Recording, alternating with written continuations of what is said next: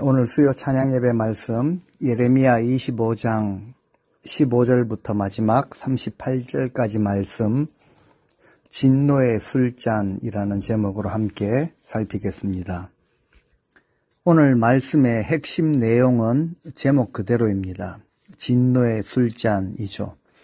하나님께서 예레미야에게 진노의 술잔을 보여주시면서 모든 나라들로 하여금 이것을 마시게 하라고 하십니다. 그래서 오늘 말씀은 크게 두 부분으로 구분되어지는데 먼저 15절에서 29절까지는 하나님의 그 심판의 메시지가 이스라엘에게만 해당되는 것이 아니라 주변 모든 열방을 향한 것이다 라는 것을 말씀하십니다. 15절부터 보시겠습니다. 하나님께서 예레미야에게 말씀하시기를 예레미야야 너는 내 손에서 내 진노의 포도주가 담긴 이 잔을 받아라. 그런 뒤에 너는 내가 지시하는 모든 민족들에게로 가서 그 잔의 포도주를 마시게 하라 라고 하십니다. 16절에도 그러면 그들은 그 포도주, 그러니까 하나님 손에서 받게 된 진노의 포도주죠. 그 포도주를 마시고 정신을 잃은 채 미친 사람처럼 비틀거리게 될 것인데 그것은 내가 그들 가운데 전쟁의 칼을 보냈기 때문이다 라고 하십니다. 진노의 포도주가 담긴 그 잔이 모든 민족들에게 전달됩니다. 그러니까 술잔이죠. 한국의 회식 문화, 술 문화처럼 술잔을 모든 민족에게로 돌립니다. 그런데 지금은 이제 진노의 술잔을 모든 민족에게 돌리고 있죠. 이스라엘을 중심으로 고대 근동 지방의 모든 나라들이 어떻게 됩니까? 이제 막 등장하여서 기세를 떨치던 느부갓네살이 파멸의 도구로 쓰임 받았기 때문에 주변 모든 나라가 파멸될 것이라는 것을 말씀하십니다. 그런데 이 파멸은 결국 느부갓네살 자신에게도 돌아갈 것이라고 하십니다. 환상 속의 그 잔은 칼을 뜻합니다.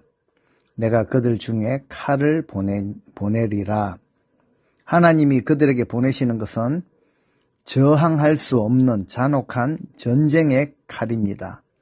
하나님이 칼을 보내시면 그 결과는 확실하죠. 모든 나라에 행하실 파멸은 이제 과음으로 묘사를 하시죠. 그들이 마시고 비틀거리며 미치게 된다라고 하십니다. 후에 27절에서도 그들이 마시고 취하여 토하며 엎드러지고 다시는 일어나지 못하리라. 하나님의 심판의 결과가 이러하다라는 것을 말씀하시죠. 여기서 우리가 기억할 것이 있습니다. 그 하나님의 진노의 술잔도 내 손에서 이 진노의 술잔을 받아가지고 가라라고 하셨습니다. 내가 그 모든 나라로 하여금 마시게 하리라 하셨습니다. 칼에 대해 말씀하실 때도 내가 그들 중에 칼을 보냈기 때문이다. 하나님은 주권을 가지고 행사하십니다. 모든 것이 보니까 하나님의 주권에 달려 있습니다. 그 주권은 절대적인 주권이다라는 것을 우리가 기억해야 합니다. 우리는 하나님의 주권을 인정하고 그 주권의 행하심을 순종해야 합니다. 이제 그 잔을 마시게 될 나라들의 목록을 구체적으로 알려주시죠. 유다로 시작해서 바벨론에 이르기까지 고대 근동 유다 주변의 모든 나라들입니다. 17절에서 26절까지 그 명단이 나오죠. 17절에요. 내가 여호와의 손에서 그 진노의 잔을 받아서 여호와께서 나를 보내신 바 그 모든 나라 민족으로 마시게 하였다. 18절 먼저는 예루살렘과 유다의 성읍들입니다. 그 왕들과 고관들에게 그 잔을 주어 마시게 했는데 그들 모두가 멸망하여 오늘날처럼 멸망과 폐허와 놀람과 비웃음과 조롱거리와 저주의 대상이 되었다. 먼저는 안타깝게도 이 진노의 잔을 예루살렘이 가장 먼저 마셔야 했다라는 사실이죠. 19절, 그 다음으로 내가 그 진노의 잔을 주어 차례대로 마시게 한 왕들과 족속들과 나라들은 이러하다. 이제 쭉 나열을 하시죠. 곧 애굽왕 바로와 그 모든 신하들 및 관리들과 그 백성들. 20절에 애굽 땅에 사는 여러 족속들, 우스 땅의 모든 왕들, 블레셋 땅의 모든 왕들과 그 땅의 성읍들, 그리고 아스글론과 가사와 에그론과 아스돗 성읍에 살고 있는 블레셋 주민들. 21절에 에돔과 모압과 암몬 자손. 22절 두로와 시돈의 모든 왕들, 바다 건너편 해안 지역의 여러 왕들. 23절 드단과 데마와 부스 지역의 주민들, 특별히 살적을 깎은 모든 자라고 하십니다. 성경에 나오는 특이한 표현이죠. 살적을 깎았다. 이것은 이제 양쪽 관자놀이의 머리카락을 깎고 다니는 자들을 의미합니다. 옆머리죠. 귀 윗부분에 있는 옆머리를 모두 밀었다라는 뜻입니다. 이것은 그 당시 신전에서 머리털을 이렇게 밀고 제사를 드렸던 이방 유목 민족들을 가리키는 표현입니다. 그들까지 모두 진노의 잔을 마셔야 했던 것이죠. 24절 아라비아의 모든 왕들, 광야에 사는 이방 민족들의 여러 왕들. 25절 시므리와 엘람과 메대 지역의 모든 왕들. 26절 그리고 북방 땅 원근 각처의 모든 왕들이다. 내가 이 모든 왕들과 모든 족속들과 모든 나라들에게 이 진노의 잔을 주어서 차례대로 마시게 하였다. 술잔이 굉장히 많이 돌게 되죠. 모든 나라, 족속, 왕들이 마시게 됩니다. 그리고 맨 마지막에는 세삭왕이 그 진노의 술잔을 마셔야 했습니다. 세삭은 이제 바벨론을 뜻하는데요. 이제 예레미야가 암호처럼 사용했던 말이라고 해석을 하기도 합니다. 어쨌든 결국 바벨론, 그 가장 강대국으로서 위세를 떨쳤던 바벨론까지도 하나님의 진노의 잔은 똑같이 마셔야 했다라는 것이죠. 27절입니다. 너는 그들에게 전하기를 전능하신 만군의 주 이스라엘의 하나님께서 말씀하셨다. 너희는 마셔라, 취하라, 토하라, 그리고 엎어지고 거꾸러져서 다시는 일어나지 말라. 이것은 내가 너희 가운데 전쟁의 칼을 보냈기 때문에 그렇게 될 것이다. 하나님이 주권적으로 이렇게 행하신다라고 선포를 하셨고 하나님 선포하신 그대로 다 진행이 되어졌습니다. 우리는 이 전쟁의 심판을 두려워할 줄 알아야 하는 것이죠. 무서워서 떨라고 두려워 떨라고 주신 말씀이 아니라 우리는 진정으로 하나님의 절대 주권을 인정하고 절대적으로 인정하는 자들은요, 하나님 앞에서 경외하는 마음을 가지게 됩니다. 사람에게 두려움이나 경외심이 없으면 사람은 누구든지 경거망동하게 되어 있습니다. 하나님께서 주권을 가지고 행하시는 이 파멸의 확실성은 의심할 나위가 없죠. 자, 이렇게 행하시는 이유를 28절, 29절에 말씀하십니다.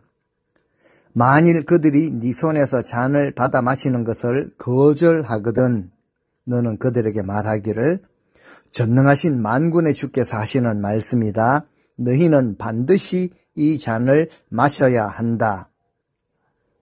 절대 그 잔을 마시지 않을 수 없다라고 하시는 것이죠.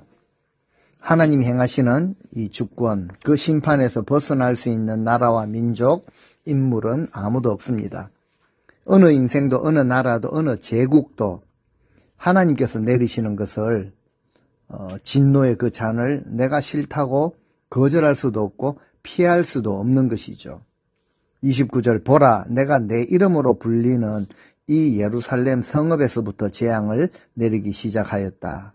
그러할진대 너희가 어찌 내가 내리는 재앙을 면할 수 있겠느냐. 절대로 면할 수 없다. 그것은 내가 전쟁의 칼을 불러서 땅 위에 사는 모든 민족들을 가차없이 칠 것이기 때문이다. 이것은 만군의 주 여호와가 하시는 말씀이다. 굉장히 위험이 있는 말씀이죠. 절대 피할 길이 없다라는 것을 하나님께서 분명하게 말씀을 하시죠. 하나님의 말씀과 하나님이 정하신 그 뜻, 주권을 거절할 수 있는 존재는 다시 한번 우리가 알아야 되는데요. 아무도 없습니다. 하나님께서 친히 자기 백성들에게도 공의로운 심판을 행하기로 작정하셨다면 어느 민족, 어느 나라가 과연 그 심판에서 벗어날 수가 있겠습니까? 하나님이 말씀하신 것은 반드시 이루시는 분이시죠. 마찬가지로 아직 임하지 않는 세상 마지막 날의 심판, 그 심판 역시 피할 자가 없다라는 사실을 오늘 본문을 통해서 깨닫게 됩니다. 바울을 통해서 이렇게 말씀하셨죠. 그래서 두렵고 떨림으로 너희의 구원을 이루어 가라 라고 하시는 그 말씀, 이 주님의 음성에 우리가 귀를 기울이고 오늘 하루하루 삶의 자리에서 우리 허리를 동이고 말씀에 순종하는 그것에 우리 삶을 드려야 합니다. 그리고 이어지는 30절부터 마지막 절까지는 열방에 대한 심판의 그 참혹한 현상을 강조하고 있죠. 바벨론의 느부갓네살은 자기 군대로 예루살렘과 주변 모든 국가들에게 행하게 될 그 파멸의 상황을 좀 상세하게 묘사하고 있습니다. 모두가 범죄한 나라들이죠. 그 범죄한 열방을 향해 하나님의 분노, 그로 인한 황폐함과 그리고 그 이어지는 통곡의 그런 장면들을 생생하게 보여주십니다. 30절부터 보시겠습니다. 예레미야야, 너는 이 모든 말로 땅 위의 모든 민족들에게 이와 같이 예언하라. 주 여호와께서는 저 높은 곳에서 크게 외치신다. 그분의 거룩한 처소에서 천둥소리같이 우렁차게 외치시고 그분의 양떼가 있는 초장을 향하여 힘차게 고함치신다. 주께서 땅 위의 모든 세상 사람들을 향하여 포도 밟는 자의 환호성처럼 흥겹게 노래하시리라. 즉 크게 외치신다라는 것이죠. 여호와께서 높은 데서 포효하신다라는 이 표현, 이것은 심판당할 자들에게는 정말 감당할 수 없을 만큼의 두려움으로 다가온다라는 사실을 뜻합니다. 그래서 앞장에서도 그들이 어떻게 외칩니까? 작은 산들아, 바위들아, 우리 위로 덮쳐서 그 하나님과 어린 양의 진노를 보지 못하게 해달라라고 요한계시록에서도 그렇게 말하는 것처럼, 하나님의 그 진노하심은 감당할 수 없는 두려움으로 그들에게 다가가죠. 마치 먹잇감을 목전에 두고 있는 굶주린 사자가 인정사정 없이 그것을 먹어치우는 것처럼, 또는 농부가 풍성하게 수확한 포도를 무지하게 밟죠. 포도주를 만들 때 흥얼흥얼 노래하는 것처럼 하나님께서 진노를 내리시면서 악인들을 향해서 큰 소리로 외치시죠. 그 하나님의 분노는 피할 길이 없다라는 것을 이렇게 표현하고 있습니다. 범죄한 열방들을 향해 매우 분노하고 계시는 하나님의 심정을 그대로 드러내는 것입니다. 하지만 악인들에게는 공포의 외침의 소리가 될 것이지만 참고 인내하며 견디며 하나님의 말씀에 진정으로 순종한 의인들을 향해서는 포도 밟는 자의 환호성처럼 기쁨의 외침이 될 것이라 라는 뜻도 있습니다. 왜냐하면 악인을 향한 심판은요, 곧 의인들을 향한 여호와 하나님의 갚아주심, 즉 구원의 시간이 되기 때문입니다. 그래서 우리는 이 땅에서 비록 억울함이 많고 또 환난과 고통을 당하지만 하늘에서는요, 우리 눈에 모든 눈물을 닦아주시고 위로해 주시는 하나님의 은혜가 이처럼 임하는 것이죠. 동시에 악인들을 향해서는 이제 하나님의 철저하게 갚아주시는 그 보복이 임하는 시간입니다. 그래서 31절 여호와의 크고 두려운 음성은 땅끝까지 힘있게 울려 퍼질 것이니 그것은 하나님께서 세상의 모든 나라들을 꾸짖으시고 땅 위의 모든 사람들을 심판하시며 악인들을 모두 칼에 죽게 하실 것이기 때문이라. 여호와께서 여러 나라들과 다투십니다. 하나님께서는 열국과 논쟁하시며 다투실 만한 정당한 이유를 가지고 계시죠. 하나님은 까닭 없이 행하시는 분이 아니십니다. 공의롭게 정확하게 행하시죠. 갚아주시는 분이십니다. 하나님께서 그들과 다투시는 것은 한마디로 그들의 죄악 때문입니다. 하나님의 주권과 권위, 하나님의 자비로우심과 오래 참으심을 무시하고 경멸했기 때문입니다. 하나님은 아무런 이유 없이 까닭 없이 분을 내시는 분이 아니죠. 하나님의 분노하심을 요란한 소리에 비유하죠. 요란한 소리, 즉 크고 두려운 음성, 이것은 땅끝까지 이르게 된다. 그때 사람들은 놀라게 된다. 그 소리가 너무나도 크게 울리기 때문에 아주 멀리까지, 어디까지요? 땅끝까지 퍼지기 때문에 사람들에게 정말 놀랄 수밖에 없는 그 두려움을 가지고 온다라는 것이죠. 그런데 그 소리가요, 나팔 소리나 어떤 목소리가 아니라 그 다음 절 32절에 보니까 큰 바람이라고 표현합니다. 32절 만군의 여호와께서 이와 같이 말씀하시니라. 보라, 재앙이 덮쳐서 이 민족에게서 저 민족에게로 빠르게 퍼져나가겠고 큰 바람, 그죠? 무서운 폭풍이 일어나서 사방의 땅끝에서 속히 번져나갈 것이다. 비유를 많이 사용하시죠. 여기서 큰 바람은 바벨론 군대의 습격을 뜻합니다. 갈대아 군대라고도 불려지는데요. 북방에서 일어나서 굉장한 위력을 가지고 순식간에 진행하는 폭풍처럼 그 앞에 거치는 모든 것을 휩쓸어 버릴 것이라.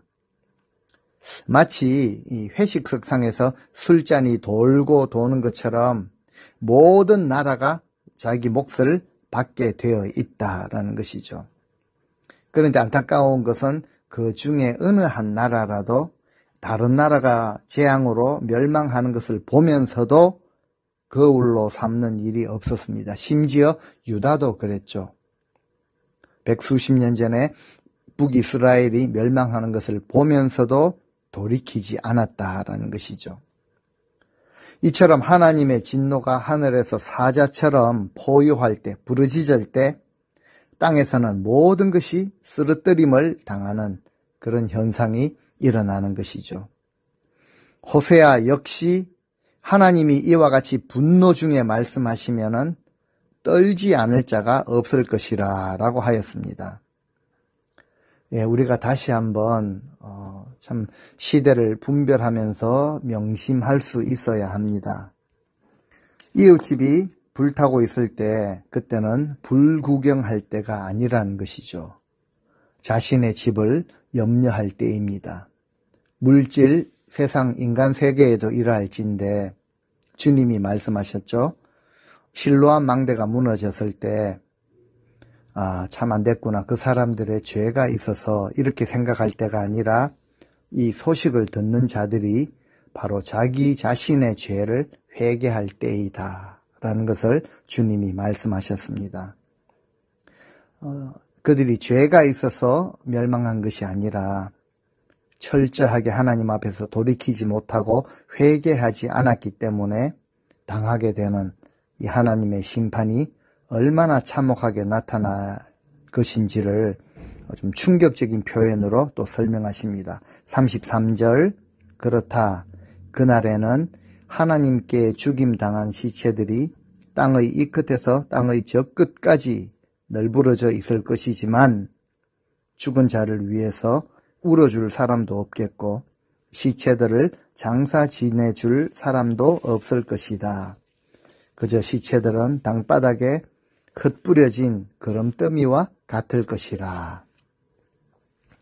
예, 고대 근동 지방에서는요, 사람이 죽어서 땅에 묻히지 못하고 길거리에 버려지는 것 큰 저주로 여겼습니다. 이런 저주는 고대 근동 지역에서만이 아니라 하나님께 범죄한 모든 민족을 향한 그런 심판이기도 하죠. 오늘 본문의 한마디로 이제 분토가 되리라 라고 하십니다.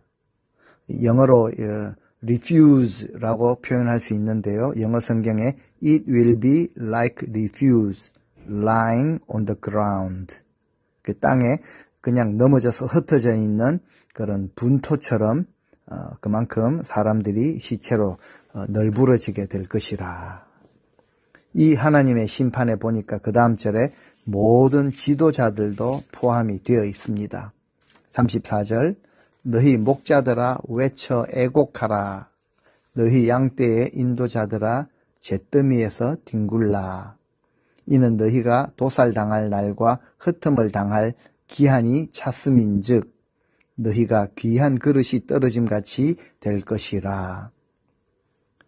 목자들아 통곡하고 울부짖어라. 머리에 재를 뒤집어 쓰고 자기 옷을 찢으며 그렇게 통곡하라 라는 것이죠. 도살당하는 짐승처럼 이제는 너희가 죽을 차례가 되었구나. 이제 너희가 사정없이 엎어지고 거꾸러져서 귀한 도자기가 깨지는 것처럼 산산이 부서지게 될 것이다. 35절에요. 보통 이제 이런 국가적인 재앙이 닥치면은 보통 지금도 그렇죠. 왕들이나 대통령들, 지도자들이 도망을 해외로 도피를 잘하죠. 망명이라고 합니다.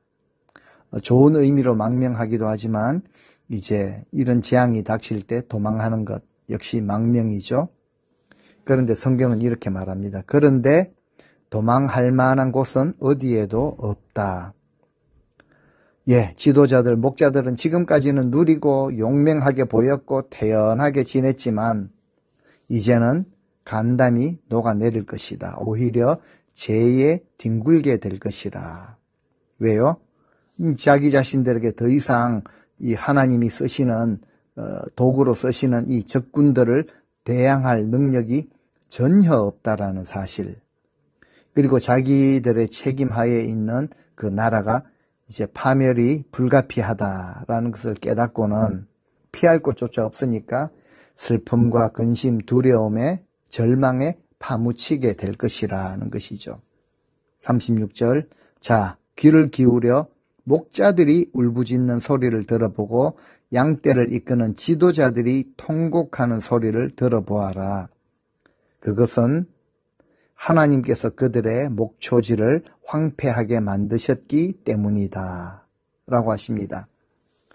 예, 사자가 아프리카 푸른 초원 위에 그 약한 짐승들, 양떼들을 유린해 버리듯이 하나님의 심판에 대한 인식이 없이 그저 안일하게 그렇게 횡포 가운데 지냈던 모든 지도자들을 초토화시킬 것을 말씀하고 계십니다. 양떼를 지켜야 하는 목자들이 절망 가운데 고통의 비명을 지르는 것 외에는 할 수 있는 것이 아무것도 없는 이런 절망적인 상황입니다.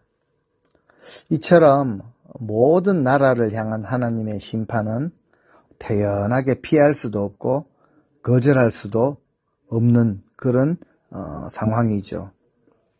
이처럼 하나님의 심판이 시행되면 이 비명소리조차 들리지 않을 것이라 라고 37절에서 말합니다.